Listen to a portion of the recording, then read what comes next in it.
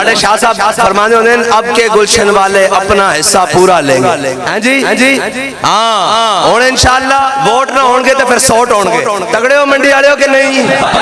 ساڑھے ووٹا تے ڈاکہ مارے آتے پھر اسی سوٹ پھیریں گے اور تگڑے آڑا پھیریں گے.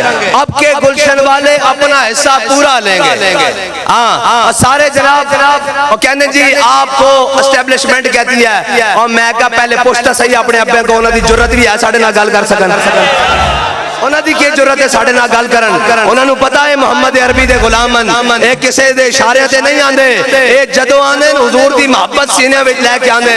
ہاں پھر تا جناب سامنے دریائے دجلہ بھی ہوئے تا گھوڑے پا کے کہنے کہ دیوامن دیوامن دیوامن. اے ساڑھی پرانی ریت ہے جدو اسی چل دے ہیں تو پھر سانو بیک کے کافر کہنے اور جناب منافق بھی کہنے اے پاگل آ رہے ہیں بندے نہیں ہیں پاگل.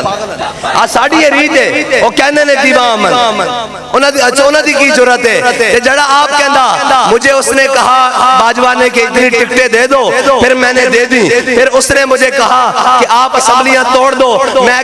میں نے اسمبلیاں توڑ دی. میں کہا ہون جناب بڑے میں لینا سے بیٹھے ہو سارا کچھ تے کیتی آئے سارا کچھ تے منی آئے تو ہون جناب اوری لین کی بیٹھے ہو کرن کی بیٹھے ہو. ہاں اے کوئی ہو رہا انہاں نوں واسطہ ہی نہیں پیا. انہاں جنے تکے ہی نہیں ہیں انہاں جنے تکے ہی نہیں ہیں. انہاں دا واسطہ جناب زنانیاں نال پیا اور اے زنانی والی انہاں لڑائی لائی ہوئی کدے ایک دو چکلا ایک ضمانتاں کرا لیاں ایک بار آئے. میں کہا ادھا گھنٹہ سانو نہیں دیو نا. اے جڑے 14 باری وزیر بنے بیٹھے ہیں انہاں دی خدمت واسطے کوئی ادھا گھنٹہ سانو ہی دیو. سانو پتہ لگے بھئی ایک پاکستان نہ کتنے مخلصن. ذرا گل ہوئی تے پاکستان دے خلاف بھی اور رازاں دے خلاف بھی بکواس اگلنا شروع کر دیتا.